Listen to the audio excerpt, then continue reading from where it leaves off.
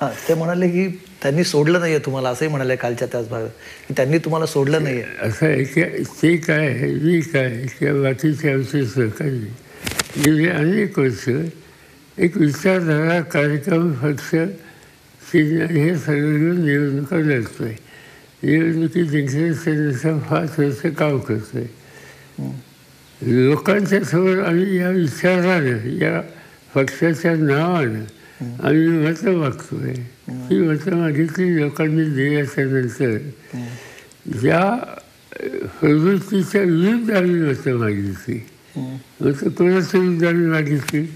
मागच्या निवडणुकीत भाजपच्या विरुद्ध.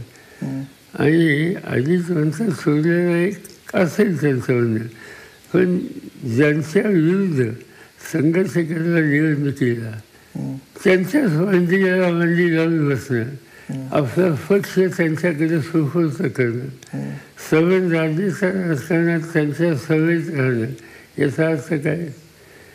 सोडलं याचा अर्थ काय? सोडलं म्हणजे विचार. सोडलं असं जे संघटन तुम्ही स्वीकारलेले आहे ते सोडलं का नाही? तर याच्यात तुम्ही भाजपवर बसतात, त्यांच्याशी तुम्ही संघर्ष केला, त्यांच्या विरुद्ध निवडणूक लढला, आज त्यांच्या सवयी जातात याचा अर्थ त्यांनी सोडले आणि नवीन विचारधारा केली.